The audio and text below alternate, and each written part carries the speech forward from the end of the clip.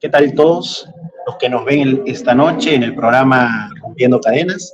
El día de hoy vamos a tocar, como ustedes ya vieron, un tema que ha estado en los principales titulares. Para esto estamos invitando a un invitado especial de México. Él es Víctor Romero, para tocar desde una perspectiva marxista el tema de la justicia, cómo la institucionalidad de la justicia implica desde ya una posición de clase, ¿no? Y con esto queremos abrir un debate para poder diferenciarnos con algunos sectores que evidentemente en estos días han estado muy activos tratando de sostener, como ellos mismos llaman, a una supuesta democracia. Damos para presentar al día de hoy a Víctor. Él es Víctor Romero. Víctor es abogado por la Universidad Nacional Autónoma de México. También ha hecho doctorado en estudios latinoamericanos. Y asimismo lo pueden encontrar en TikTok, creo, con el link Derecho y Marxismo. Y ha venido desarrollando una serie de textos para La Izquierda Diario sobre el marxismo y la perspectiva de derecho que se dio principalmente en la Unión Soviética y algunas discusiones en torno a los temas judiciales que nacieron a partir de la Revolución Rusa. Muy buenas noches, Víctor, ¿qué tal? ¿Cómo estás? Esta presentación un poco larga. ¿Cómo está todo por México? Hola, Víctor, buenas noches. Pues aquí muy bien, gracias. Saludos desde México. Dale, Víctor. Víctor, antes de entrar, no sé, nosotros acá, seguro has visto las noticias, en estos días ha habido todo un entrelace de una red, se ha empezado a descubrir, en la cual ya se relaciona abiertamente ante los medios de comunicación las relaciones que se han establecido para sostener en el poder a diferentes actores políticos, algunos congresistas, incluso se habla de relaciones con la presidenta de la República, entre otros que se han evidenciado ante la caída de algunos asesores de la actual fiscal de la Nación, Patricia Benavides, y estos asesores, los tres asesores, reivindican en distintas etapas de sus tweets o de sus espacios de debate posiciones políticas supuestamente de izquierda o neoreformistas. Antes de abordar este tema en la práctica, ¿cuál es la perspectiva marxista sobre la justicia? ¿Tiene esto un contenido de clase? ¿Nos podrías comentar un poco? ¿O es que los que queremos transformar la sociedad tenemos que esperanzarnos en esta justicia o en la institucionalidad que existe para la justicia actualmente como medio para lograr algunos cambios? ¿Nos puedes comentar primeramente eso, ¿no? Este tema de la justicia, si tiene un contenido de clase o no. Claro, sí. Bueno, miren, muy interesante aquí lo que nos están planteando. El sistema de justicia, los tribunales, como hoy los conocemos, digo, es una historia muy larga, no la voy a retomar, pero es importante mencionar algunos antecedentes. En Roma, cuando los tribunales nacen, los tribunales básicamente estaban diseñados para mantener a raya la inconformidad social. Los tribunales, el derecho romano en general, estaba diseñado tanto para mantener a raya a los esclavos como para tratar de administrar, fíjense la palabra que estoy usando, administrar los problemas. El derecho romano era un derecho clasista por definición. O sea, tanto en la forma como en el contenido, se reconocía que había esclavos y patricios y hombres y personas libres. O sea, no usaban evidentemente estas palabras, pero se reconocía abiertamente la existencia de estas clases sociales y que cada uno tenía su lugar. Cuando ya hacemos un salto un poco largo en la historia, y es a partir de la Revolución Francesa que se empiezan a reorganizar los tribunales, el sistema de justicia. Este sistema de justicia parte de toda una serie de ideas del hombre burgués abstracto, es decir, parte de la idea que todos somos libres, ¿no? Entre comillas, o sea, ya no estamos sometidos a la esclavitud ni nos tenemos que obligar a trabajar para alguien. Pero el problema de esta visión es que ubica a los seres humanos de una manera solo formal. Es decir, cada uno tiene derechos, muy bien, pero como se ignora la parte material, es decir, quién es dueño de los medios de producción, los grandes empresarios, los grandes capitalistas, y quién solo posee su fuerza de trabajo, al ignorar eso tan fundamental, enfrenta a dos sujetos. Es decir, al trabajador que solo tiene su fuerza de trabajo y no tiene nada más, y al gran capitalista que tiene todos los recursos del mundo. Entonces, justamente la cuestión con esta visión de entrada es que al ignorar el hecho material, el trabajador, el obrero, siempre queda en desventaja. Porque claro, ustedes vean cómo nuestras leyes en general, los tribunales, supuestamente todos somos iguales ante la ley. Muy bien, pero cuando se lleva un juicio, por ejemplo, los juicios son muy costosos, ya sea en Perú, en México, en cualquier parte de Latinoamérica.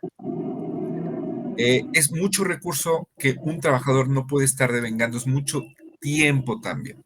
Pero todavía, si vamos más profundamente, la justicia burguesa justamente parte de ciertos axiomas, es decir, ciertos principios.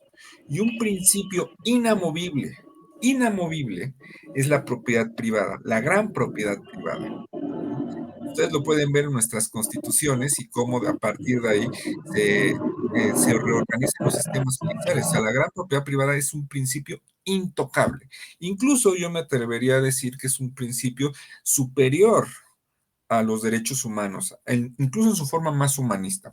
Entonces, en la Revolución Francesa se establecen ciertas cosas, insisto, como la propiedad privada, la seguridad jurídica de proteger esa propiedad privada, que en el fondo sustentan a la sociedad capitalista moderna. Ujú. Esto creo que es muy importante tenerlo en cuenta, porque el Poder Judicial de cualquier país, uno de sus grandes discursos es la autonomía, la independencia, es decir, al ser un poder autónomo, no es influido por los otros poderes, lo cual es mentira. Cualquiera puede verificar cómo los ministerios públicos, los jueces, son nombrados, a veces entre ellos, a veces por autoridades políticas. Esto es muy importante. Al mismo tiempo, los togados, es decir, los jueces, disfrutan de unos privilegios enormes que el grueso de la población no tenemos. Es decir, grandes salarios, bonos económicos, posiciones privilegiadas. No se puede comparar a un juez de ninguna manera con un obrero, ¿no? En ninguna posición. Entonces, justamente el sistema judicial está organizado precisamente para sustentar a esta sociedad. Está diseñado para sustentar a esta sociedad. No sé si con esto puedo ir introduciendo el debate, Víctor, o no sé. Mira, es algo interesante, has tocado muchas, y evidentemente te dejé hablar para no cortarte estas ideas que has venido elaborando y que evidentemente tienen mucho sustento, ¿no? Uno de los elementos que generalmente nos hacen creer es que el principal elemento de esta justicia es los derechos humanos. Y tú bien lo has marcado, que no es en sí mismo los derechos humanos el principal elemento dinamizador del derecho, ¿no? Mire, justamente justo con esto, todo lo que está sucediendo, se pone en mesa la posibilidad de liberar a Alberto Fujimori, una persona condenada por temas de lesa humanidad, por temas de derechos humanos, utilizando evidentemente un discurso de que es una persona mayor y da pena y no puede morir en la cárcel, que hay que perdonarlo, y es una forma de buscar en el sentimiento un anclaje para poder sostener la posibilidad de salir. Y entonces los derechos humanos, como tú bien comentabas, no es un tema central en la justicia actual, ¿no? Más sí es un tema actual, y me parece interesante que coloques en pie el respeto de la gran propiedad privada, el tema de la seguridad jurídica, como elementos para poder sostener todo un andamiaje de clases sociales, ¿no? Mira, esto nos puede llevar a entender que es esta justicia de la burguesía la que permite mantener la sociedad de clases, ¿no? Y limitar la sociedad de clases. En ese marco, hay muchos sectores de la izquierda que venía de la Segunda Internacional y ahora reacomodando un poco su discurso, que ven en esta justicia un espacio para poder concretar los derechos humanos. ¿Tú qué opinas sobre eso? O sea, ¿Tú qué opinas sobre esta visión de que es en este tipo de justicia donde se van a lograr los mayores beneficios como derechos humanos? ¿Cuál es tu opinión sobre esto? Sí, fíjate, todo, como retomo un poco lo que acabo de decir, todas las constituciones, las leyes que dan fundamentación a los tribunales, a los ministerios públicos, cualquier persona de izquierda y que sea o medianamente crítica, sabe que fue diseñado o es diseñado con un propósito político, económico y social, y es mantener las condiciones sociales actuales. Entonces, si la sociedad actual está diseñada en forma de clases sociales, de explotación, de extracción del plusvalor, las leyes protegen esa situación, permite que se siga reproduciendo, uh-huh, se siga reproduciendo. Ya desde los tiempos de la Segunda Internacional, cuando la funda Engels, ¿no? Antes de que cayera en la degeneración, cuando la funda Engels, Engels tiene un texto muy interesante que se llama El socialismo de los juristas, ¿no? Donde Engels básicamente se burla de los que creen que en función de reformas legales, en función de que los jueces se vayan humanizando y dándose cuenta que es muy mala la explotación contra los ceros, se puede llegar al socialismo. Engels dice, no, esto es una ilusión. El sistema, justamente todo el sistema legal está diseñado para seguir reproduciendo a la sociedad capitalista. O sea, Por Víctor, supuesto que Víctor, antes que así, avances, para marcar, Engels fue muy claro que estas posiciones, o sea, ya se vivía ese tipo de experiencia, ¿no? Ya había, me imagino, en este texto es muy claro de sobre la socialdemocracia alemana y no me acuerdo muy bien el nombre de este personaje que hablaba de los juristas socialistas, ¿no? De tratar de, en el seno de los espacios de legislación, tratar de crear la legislación socialista, ¿no? Mejores, idealizar lo que sucedía en la realidad. Y muchas veces, te comento, ¿no? Acá estos sectores que tú comentas que beben mucho de estas lógicas reformistas, hacen creer al movimiento social, a la clase trabajadora, a diferentes sectores que por vía del Parlamento, o sea, por vía de solo del Parlamento, o sea, no es necesaria la movilización, no es necesaria las acciones de protesta, no es necesaria, por vía del Parlamento se van a conseguir las leyes. Entonces, hacen toda una movida de burocracia para poder conseguir una ley. Llega la ley y evidentemente como esta ley no responde a los hechos materiales, sino a los hechos ideales, estas leyes no terminan funcionando, ¿no? Creo que es algo que Engels también marca en esta carta, ¿no? Que tú comentas. O sea, ¿tú cómo ves esta situación? O sea, la situación en nuestros países, como tú bien has comentado, luego de la oleada progresista o de la oleada zurda que de supuestamente haberse colocado ciertos sectores progresistas en los gobiernos, han puesto en pie eso por medio de asambleas constituyentes manejadas bajo los esquemas anteriores, lo impusieron en cierta medida con muchas legislaciones muy idealistas y que no hay participación ni movilización de los grandes sectores. O sea, ¿cuál es el papel importante de los sectores de las clases sociales para participar en esto, o sea, de la clase trabajadora, ya sea del campesinado, de los propios estudiantes, ¿no? Porque se han hecho reformas. Estas reformas evidentemente no han respondido a la idealización, ¿no? sí, fíjate, esto también hay que tomarlo muy en cuenta.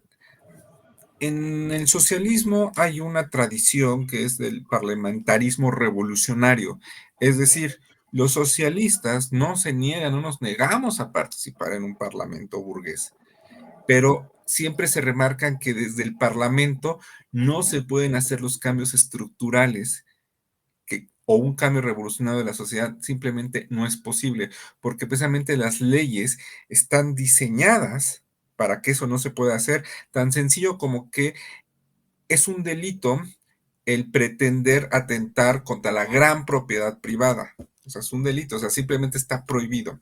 Pero el parlamentarismo revolucionario dice, bueno, más bien el Parlamento solo se debe tomar como un tribuna de denuncia para la movilización en las calles. O sea, si no se llama desde un parlamento burgués a la movilización de las calles, este no tiene sentido. ¿Por qué? Porque precisamente cuando las demandas sociales se meten a los trámites burocráticos de un parlamento, lo único que provoca es desmovilización. Porque por el simple hecho de que se promete a las masas que sus problemas se van a resolver en el trámite de una ley, cuando eso simplemente no es verdad. O sea, simplemente no es verdad. Revisemos las constituciones que se dieron en la década de los 2010, ¿no? En Sudamérica, Ecuador, Venezuela, Bolivia. Cualquiera puede leerlas, son constituciones muy bien escritas, con una refinada técnica jurídica, está lleno de derechos, pero simplemente esos derechos no se cumplen, pero no se cumplen precisamente porque esté mal hecho o haya gente que no las ejecute bien, sino que el sistema jurídico desvía la energía de las masas para que ésta se vaya disipando. Entonces, las constituciones estarán muy bien ahí escritas, pero desvían toda esta energía y no se puede terminar de resolver ningún problema. Entonces, creo que esa es una cuestión que se tiene que notar. Ojo, no significa que no se puede de vez en cuando usar tácticamente alguna ley, algún espacio, pero si no se pone en el foco, en el centro, que lo principal es la organización de base de la clase trabajadora y que éste a su vez tenga un programa político que busque un cambio radical de la situación existente, pues podría decirlo así, vender humo, o sea, simplemente vender humo. Te comento un hecho, mira, sucedió esto de la fiscalía. Rápidamente, una congresista vinculada a la izquierda reformista agarra y le va a pedir a la Junta Nacional de Justicia, que es el tribunal que determina qué juez o fiscal se mantiene en su cargo, va y le va a hablar esto, ¿no? Y entonces, como si la solución de la justicia, de los problemas de corrupción o de estos hechos que evidentemente se evidencian que hay hechos de interés y relaciones políticas entre una fiscalía y el Congreso, y que es lo que hablabas al inicio, de que no es que son autónomos, no son espacios compartimentados, ¿no? Que no se tocan entre sí, sino muchos fiscales no terminarían siendo congresistas o muchos congresistas no terminarían siendo autoridades dentro del espacio del Poder Judicial. Por ejemplo, actualmente el defensor del pueblo es un excongresista y hay muchos fiscales que han terminado siendo congresistas. Y hay todo el ánimo para incluso, en algún momento, cuando fue el caso de Brecht, como sucedió en Brasil con el juez Moro, llevar a la presidencia a algún juez o algún fiscal. Creo que eso hay que tenerlo claro, ¿no? O sea, no hay independencia de poderes en la práctica, porque al final todos se entrecruzan y todos se entrehablan. Y como bien lo decían en estos días, ¿no? Es la realidad, o sea, no puede haber, no se puede materializar el idealismo de la independencia de poderes. Entonces, hacer política sobre la supuesta independencia de los poderes es idealismo puro, es creer en el idealismo puro, ¿no? Porque en la práctica no sucede esto, en la práctica, como tú bien has recalcado, hay un relacionamiento para poder sostener la gran propiedad jurídica en detrimento de lo poco que pueda conseguir la clase trabajadora, ¿no?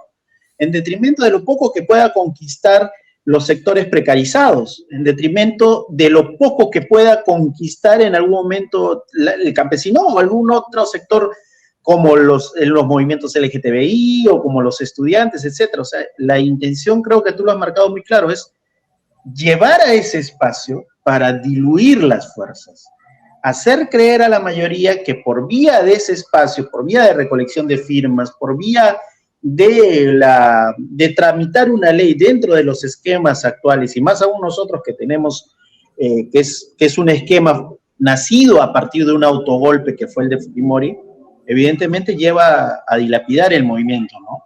Víctor, una consulta, Tocayo. En México, como se está viviendo actualmente, ¿esto se evidencia así también? Se evidenció, creo, en algún momento con el PRI, se evidenció en algún momento con otras organizaciones que llegaron al gobierno por mucho tiempo.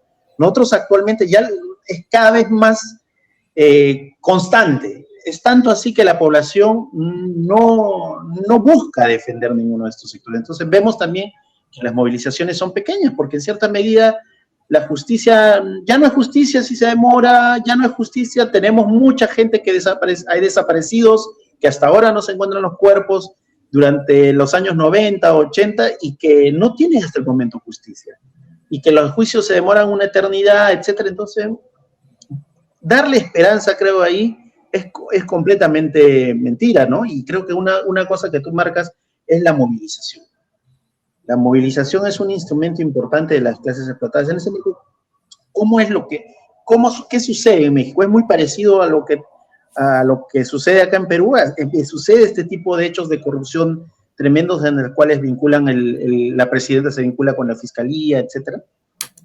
Sí, sí, mira, tocayo, justamente lo acabas de resumir. Y yo creo que no solo México, sino en América Latina en general y el mundo sucede. Aquí, claro, quiero hablar del caso mexicano. El Poder Judicial es un poder donde, dado su carácter profundamente antidemocrático, o sea, no es que el Congreso, aquí los llamamos diputados, ¿no? Que es lo mismo, diputados, senadores sean muy democráticos, todo, pero en ese espacio todavía dentro de la democracia liberal, pues se da cierta votación. Bueno, en el espacio del Poder Judicial no hay una votación, no es un espacio profundamente antidemocrático que es la última forma de resguardar el poder de este sistema. Claro, este sistema después puede usar la fuerza bruta, ¿no? La represión más descarnada, pero justo antes de tratar de llegar a ese punto que evidencia el carácter de clase del Estado, el Poder Judicial trata de ser esta última barrera y es profundamente conservador. En este sentido, en México sucede exactamente lo mismo y qué bueno que lo mencionas, porque justo hoy en día, que 30 de noviembre, está la discusión para sustituir a uno de los ministros de la Suprema Corte de Justicia. Y la derecha le reclama a López Obrador que quiere poner a un juez a modo, un juez que ha sido militante incluso de su propio partido.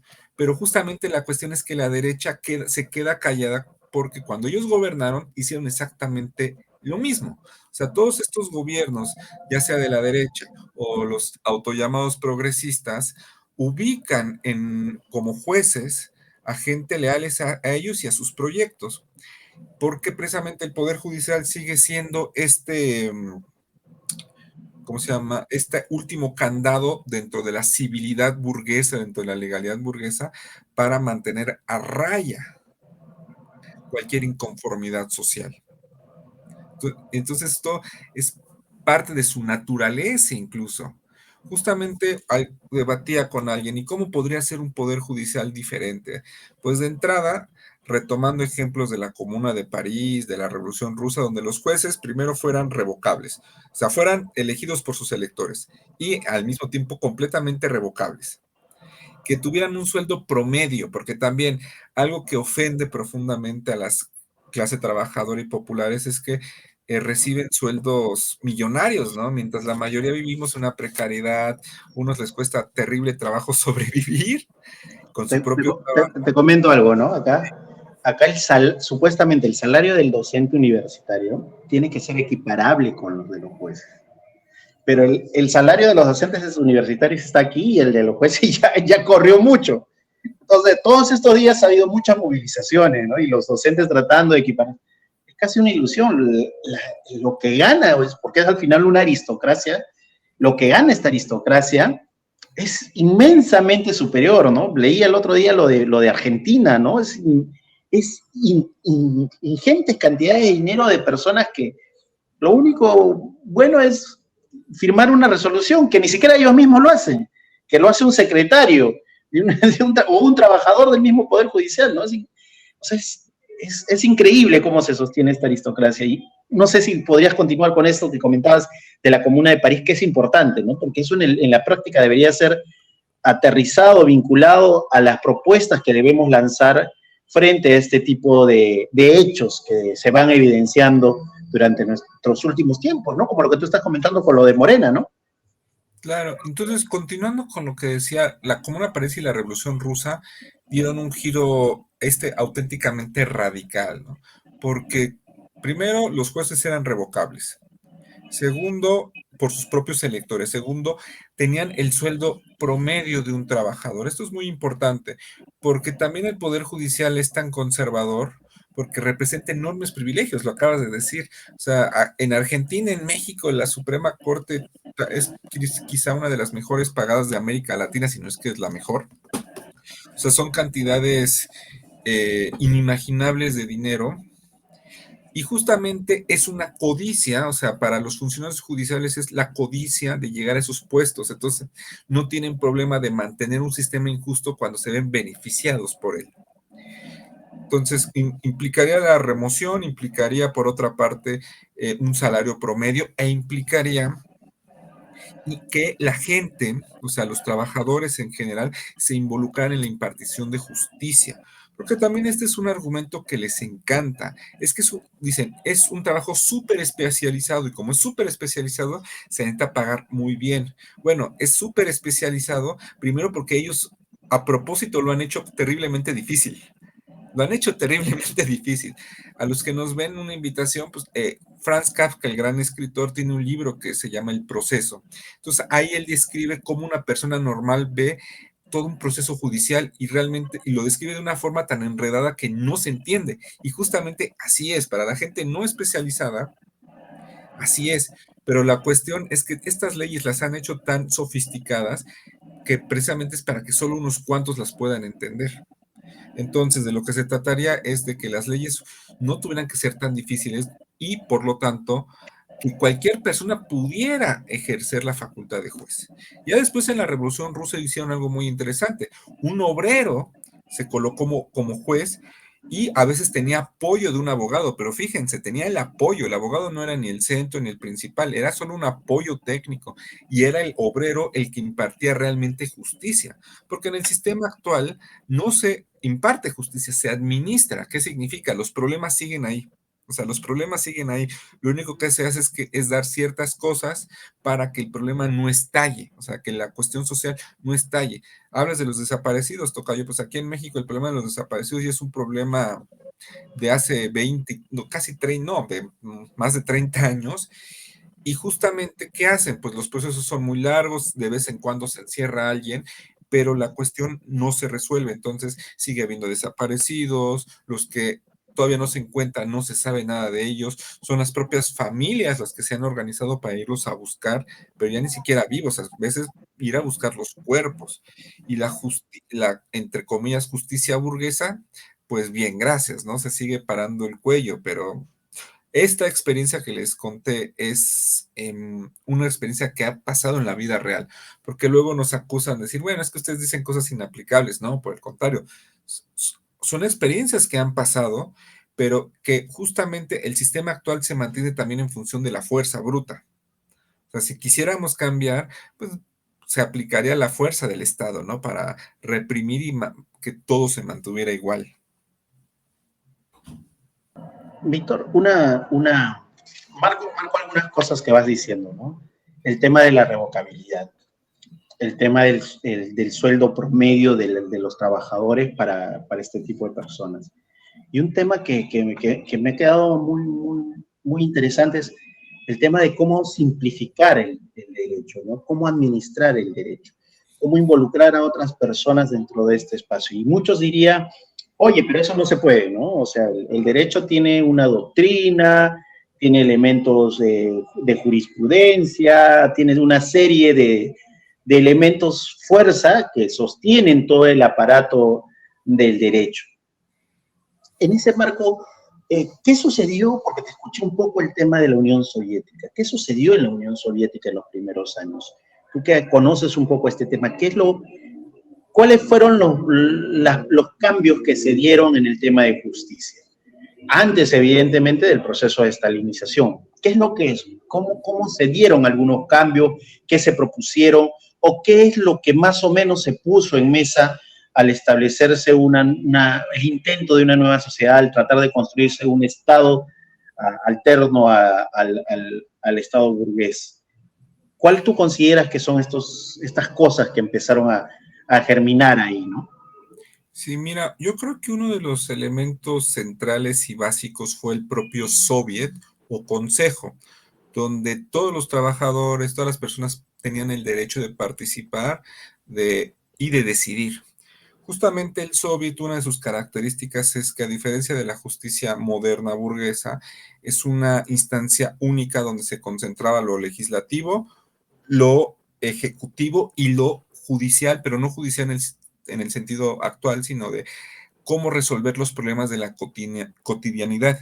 O sea, el SOBE decía, bueno, tenemos estos problemas, vamos a nombrar una comisión donde son los propios miembros del Soviet los que van a preparar una comisión y a su vez un tribunal para resolver los problemas que se presenten, porque nosotros tampoco somos utópicos, no creemos que después de la revolución inmediatamente todos los problemas se van a resolver, no, de ninguna manera. Por lo tanto, como va a haber problemas que se van a conservar, como por ejemplo el problema que en América Latina lo llaman igual, ¿no? De la patria potestad de los niños. Supongamos que se divorcian los padres, ¿quién se queda a cargo de los niños? ¿No? Bueno, justamente el Soviet nombraba comisiones o tribunales populares, de hecho así se llamaban, tribunales populares, que estudiaban la situación y no en función solo de las leyes, si bien, ojo, la ley se tomaba como un simple apoyo, pero no se tomaba como lo central, porque otro de los argumentos modernos es que todo está sentado en la ley. No. ¿Cómo resolvemos este problema para que sea lo más beneficioso para las personas y para la construcción de una sociedad diferente? Entonces el Soviet fue justamente la pieza central para involucrar a las personas y empezar a practicar en ejercer la justicia. Obviamente era una justicia proletaria, una justicia que ya no tenía en el centro la propiedad privada ni los valores del individualismo, el egoísmo, ¿no? Era una justicia que partía de hechos materiales diferentes, ¿no? De hechos materiales, de la socialización de los medios de la producción, de la eliminación de la gran propiedad privada, no la personal, porque también nos acusan, es que ustedes quieren quitarnos nuestros cepillos de dientes. No, esa propiedad personal la conservamos cada quien. Nos referimos a las fábricas, a las grandes tierras, a las instalaciones, ¿no? A la vivienda para que se distribuya racionalmente. Entonces, justo estos tribunales iban resolviendo los problemas y cuando el tribunal popular, que eran los propios obreros, los que eran jueces, tenían alguna complicación de orden técnico jurídico, se recurría a un abogado y abogado, ¿cómo podríamos hacer? Pero insisto, el abogado no era el que decidía, sino que solo asesoraba al obrero para que éste a su vez tomara una decisión. Por supuesto, este sistema tuvo muchos problemas, ¿no? Pero fue mucho más justo que la justicia actual. O sea, eso hay que tenerlo bien claro. Fue infinitamente más justo. Ya después, bueno, vino el proceso de estalinización y curiosamente Stalin empezó a copiar los modelos de poder judicial de países capitalistas. O sea, no es extraño. Pero en estos primeros años de la revolución fue todo un giro, ¿no? Y ya como último comentario sobre esto, los jueces, los secretarios, todo el personal judicial era considerado fíjense, trabajadores de la justicia. O sea, ya no eran funcionarios, no, trabajadores de la justicia. Víctor, a mí me parece que es interesante esto, ¿no? O sea, la posibilidad de ir diseñando espacios de poder alternos al Estado, porque uno generalmente, ¿qué es lo que te dice, no? Ahora que está de moda, especialmente estos panfletarios libertarios que han aparecido en mucho luego de la victoria de Milei, hay una simplificación de la concepción marxista, o sea, como si el marxista buscara llegar al Estado burgués para administrarlo, ¿no? Y para esto también, al hablar del Estado burgués, no solamente nos referimos al Poder Ejecutivo, sino también al Poder Judicial, al Poder Legislativo, y acá en Perú se ha dado casos en los cuales hace poco hubo un presidente del Poder Judicial que era parte de los que fue diputado de Izquierda Unida, ¿no? Del sector más reformista, vinculado incluso a alguna organización maoísta. Y ahora el tipo está organizando un grupo también así de esa tendencia. O sea, a lo que voy es, estas lógicas de tratar de ver que se va a solucionar todo por llegar al Estado burgués y a partir de la administración, evidentemente rompen con lo que la perspectiva marxista, es lo que te estoy entendiendo. O sea, la perspectiva marxista plantea que el Estado burgués no es una solución para los problemas, sino es el espacio donde se sostienen en cierta medida los intereses de una clase dominante. Y creer que en llegar ahí vamos a poder hacer los grandes cambios, en la práctica no se ha dado. Y cuando se intenta ese tipo de medidas, que es como lo que tú comentabas con el proceso de estalinización, empieza a haber un retroceso, porque evidentemente ese Estado empieza a engordar porque necesita más burocracia para poder medir, para poder ver, y de la misma forma los espacios judiciales. Viendo la experiencia que hemos vivido, que se ha estado dando durante los últimos años en los progresismos, es evidente que muchos de estos poderes judiciales cumplen el papel de sostener tal vez la intención de crear una nueva burguesía, ¿no? En el caso venezolano, la famosa burguesía, en el caso ecuatoriano, a los grupos que estuvieron al entorno, el entorno empresarial que estuvo con los distintos gobiernos de Alianza País, o el caso de Evo Morales, con los empresarios que estaban alrededor de él, que en este momento no me acuerdo, que también tomaron un nombre del mismo tipo como los boliburgueses, o como hace poco me comentaban los compañeros de Argentina, los empresarios de la patria, ¿no? Que buscaban desarrollar a partir de estas leyes y estos beneficios que se van estableciendo cierta posibilidad de rápidamente acumular dinero, que es una tesis del etapismo, ¿no? Que en nuestros países no es posible luchar por el socialismo y lo que hay que hacer es luchar por el programa democrático burgués. Y para eso necesitamos buscar una burguesía. En ese embargo, ¿tú crees que esta burguesía nacional va a desarrollar todo ese programa democrático burgués? Y si tal vez lo puedes explicar un poco qué es el programa democrático burgués que estableció y un poco que has comentado, ¿no? En la Revolución Francesa, ¿no? ¿Qué buscaba en el campo judicial? Son muchas cuestiones, ¿no? Pero empecemos con la primera. Ya desde Trotsky tiene una serie de textos que se titularon en un solo libro, ya compilados después de su muerte, Estudios Latinoamericanos. Y ahí plantea ideas muy interesantes, ¿no? Una de ellas es que las burguesías latinoamericanas en general son incapaces, completamente incapaces, de llevar hasta el final o adelante un proyecto de nación, incluso en los términos de un Estado capitalista y completamente independiente. Y a grandes rasgos la explicación es que estas burguesías son tan débiles que dependen en buena medida del imperialismo para también sostenerse. Entonces, esperar que una burguesía desarrolle un Estado desarrollista, ¿no? Esta teoría económica, un desarrollismo para que seamos realmente Porque, independientes. mira, les regalan dólares, en Argentina les regalaron dólares, acá García les regalaba dólares a precio cómodo, ¿no? Y la gente, el empresariado tenía los buenos precios de dólar, y la gente se muere de hambre con los precios del dólar real, ¿no? Como lo que Claro, sucede en Venezuela, ¿no? entonces pensar que desde ahí se puede avanzar, no, definitivamente no. Y la historia se ha encargado de siempre recordarnos, ¿no? Que estas burguesías no solo no quieren, además ya es un elemento consciente, no quieren, no quieren. Están muy cómodas siendo aliadas menores del gran imperialismo. Entonces, por una parte no quieren, por otra parte no pueden, estructuralmente están completamente limitadas. En este sentido, justamente, no, los libertarios es que quieren tomar el Estado. No, realmente el marxismo propugna por destruir el Estado burgués, y después de la destrucción de este Estado burgués se toman algunos elementos para un Estado transicional que con el tiempo se tiene que ir extinguiendo, porque evidentemente un cambio tan abrupto no es algo que se pueda hacer de la noche a la mañana, ¿no? O sea, esto es imposible.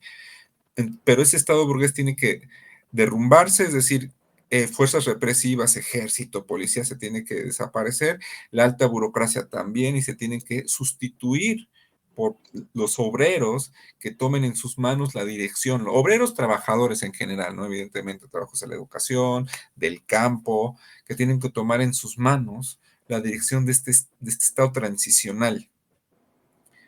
Entonces, los progresismos, pues realmente nunca, y esto también creo que hay que señalarlo, nunca se plantaron un horizonte realmente de superación por el capitalismo. Bolivia, ¿no? Que donde el discurso era un poquito más izquierdoso, pero en la vía de los hechos, pues nunca fue así. Siempre se trató de desarrollar un capitalismo interno, ampliar el mercado interno, ¿no? Tal vez depender un poquito menos del imperialismo estadounidense, pero estructuralmente seguía exactamente la misma dinámica que el resto de nuestros países. Entonces, querer desde el Estado, pues es más bien eh, regresar además, como dijiste, Víctor, a viejas discusiones, el etapismo, discusiones de la Segunda Internacional que parecía que estaban superadas, pero que hoy en día pues vuelven a relucir, ¿no? Vuelven a relucir. Primero porque hay algunas organizaciones que simplemente han renunciado a la idea de revolución, renunciado, entonces la idea es, bueno, de lo que se tenga, pues a ver qué sacamos. Otro tipo de organizaciones, me parece que a sabiendas de que no van a cumplir lo que prometen, pues simplemente mienten para tratar de irse acomodando, irse integrando, ¿no? Su sueño en el fondo es integrarse usemos el discurso de Milei, a la casta, ¿no? A la casta, en México a veces hablamos de la clase política, pero irse integrando, ¿no? De ser altos funcionarios con altos salarios y después en algún momento tratar de mutar a burguesía, ¿no? Entonces, sí, no es una ilusión. Pero, perdón, ¿qué me decías sobre el Poder Judicial? ¿Cuál fue la última pregunta? No, o sea, si es posible que llegando un personaje de izquierda al espacio del Poder Judicial se puedan cambiar las cosas. Y acá, o sea, acá ha habido política de ciertos sectores, o sea, que han sostenido, por ejemplo, que algún personaje llegue a la presidencia del Poder Judicial. O que suceda en cierta medida esta onda donde, como sucedió con Moro en Brasil, ¿no?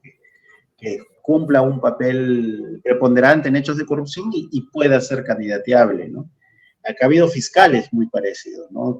Han tenido fiscales y jueces un papel importante con el tema de Odebrecht y la gente se ha sentido como que esa es la vía, ¿no? Entonces dicen, oye, hay que apostar por ellos porque por esa vía vamos a conseguir una persona que mínimamente pueda hacer los cambios que pueda haber, ¿no? Que se puedan hacer, dicen, ¿no?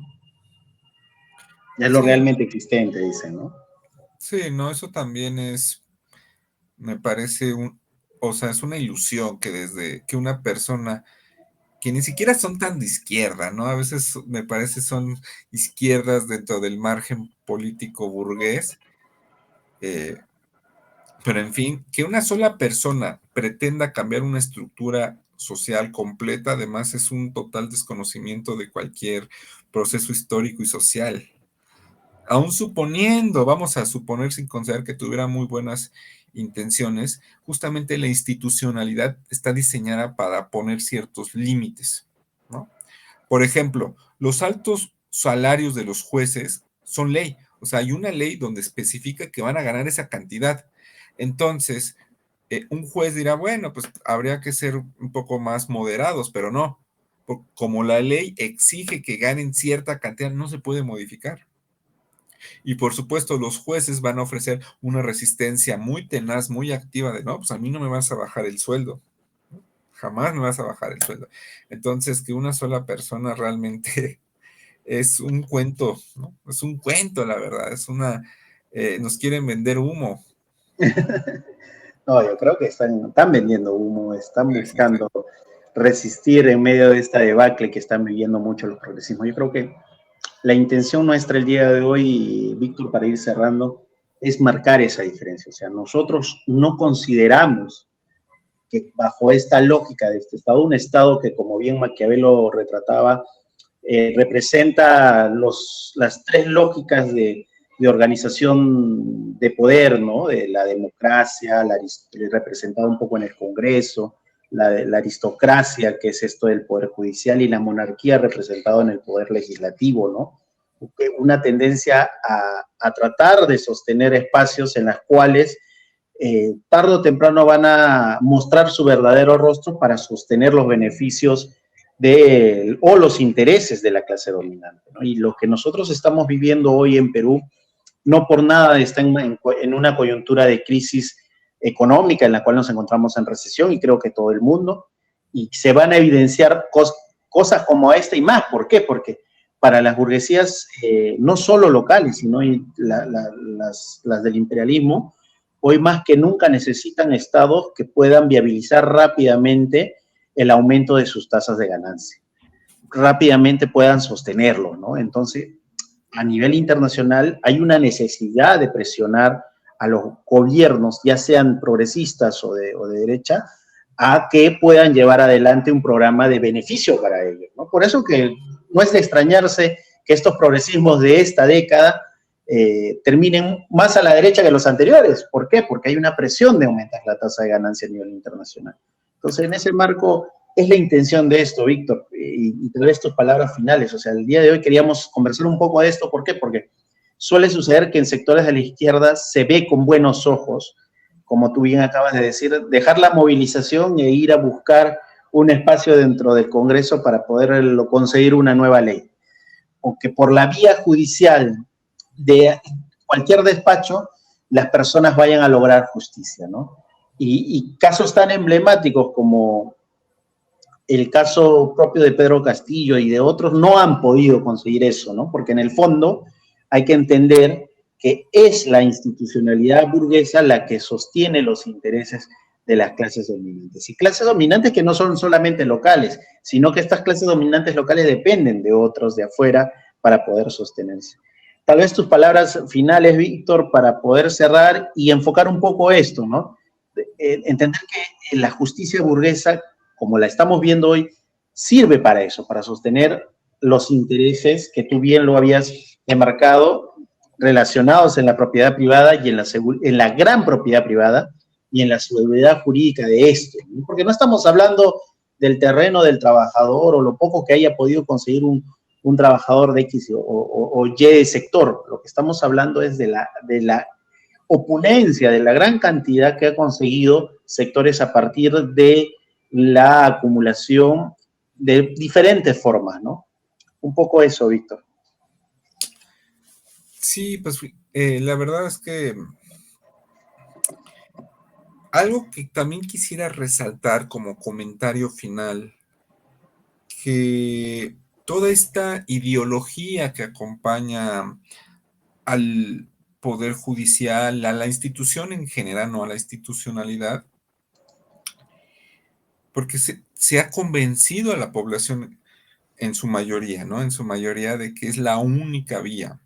Y justamente como se les convence que es la única vía, se trata de evitar que lleguen a la conclusión de que hay una forma distinta y alternativa, pero que implica por la autoorganización desde la base de los trabajadores, de los campesinos, de los estudiantes, de las amas de casa. Porque como hemos estado diciendo, ¿no? A lo largo de toda esta plática, la institucionalidad tiene un diseño muy marcado, pero justamente parte de la ideología es hacer pensar que ese diseño es para el beneficio general y no para de una clase en particular. Y justamente no, hay que desenmascarar, no, este diseño es para unas personas, una clase en particular, en detrimento de la inmensa mayoría de la clase trabajadora y clases populares en general. Yo creo que también dejar eso muy, muy en claro. No significa que, por ejemplo, no se pueda de vez en cuando usar algo de derechos humanos o alguna cuestión táctica, ¿no? Pero es algo táctico, algo particular. Lo realmente importante va por la movilización en las calles, la autoorganización, algo que hemos estado diciendo en toda nuestra conversación. Dale, Víctor, ha sido de verdad un gusto el día de hoy compartir. Víctor es una persona que escribe mucho sobre temas de derecho, lo pueden ubicar en La Izquierda Diario, Víctor Romero. ¿Tu TikTok cuál es, Víctor? Disculpa, tu TikTok. ¿Cómo te podemos ubicar en TikTok? Sí, en TikTok pueden buscarme @marxismo y derecho. Y como nos dice mi tocayo, en la revista Ideas de Izquierda México, ahí van a encontrar varias de las cosas que he publicado junto con artículos de muchos más compañeros y compañeras. Ya saben, en TikTok lo pueden ubicar en Marxismo y Derecho y en Ideas de Izquierda. He escrito bastantes artículos sobre algunos de los pensadores de derecho durante la época de la Unión Soviética. conoce un poco de esto, y ya más adelante, desde ya, Víctor, lo invitaremos para ir tocando algunos puntos que queremos tocar, principalmente, tal vez, Víctor, tocar el tema de la Asamblea Constituyente Libre y Soberana, de qué se diferencia con las propuestas de asambleas constituyentes que llevaron adelante los progresismos en la década pasada y que aún ahora, pese al fracaso de esas, quieren llevar adelante otros por las mismas vías y por las mismas formas, ¿no? Evidentemente es un tema mucho más largo y desde ya, Víctor, te estamos invitando para tocar este tema de Asamblea Constituyente Libre y Soberana y por qué, cuál es la gran diferencia con la consigna solo de Asamblea Constituyente o consignas que le pueden sumar interculturalidad, popular, etcétera. O sea, ¿qué le hace de fuerza a lo libre y soberano y por qué la necesidad de que sea esta la que nazca a partir de la movilización y del sostén de las organizaciones sociales de base y que tengan principalmente algo que creo que no lo hemos tocado un poco, no lo hemos tocado tangencialmente, basadas en la producción bajo el papel de algunas experiencias de gestión obrera que se hayan dado en nuestros distintos países, ¿no? Que eso es importante, porque el marxismo se sostiene en la producción y no se sostiene en políticas monetaristas ni en políticas que busquen aumentar la demanda, sino en la producción de la clase trabajadora como principal motor para poder hacer las grandes transformaciones. En fin, Víctor, ha sido un gusto el día de hoy y ya te tenemos, te estoy tomando la invitación para ver este tema de la Asamblea Constituyente Libre y Soberana. Nos vemos pronto entonces, Víctor. Saludos a la distancia allá en México. Saludos y muchas gracias por la invitación y por la próxima. Cuídense mucho. Listo, entonces nos estamos viendo con Víctor la próxima semana. Vamos a tratar de tocar este tema de la Asamblea Constituyente Libre y Soberana y ya saben muy bien lo que hemos tocado. Nos vemos la próxima semana para poder seguir tocando algunos temas de coyuntura que nos permitan empezar a debatir y discutir acerca de salidas de fondo a lo que nos viene sucediendo actualmente.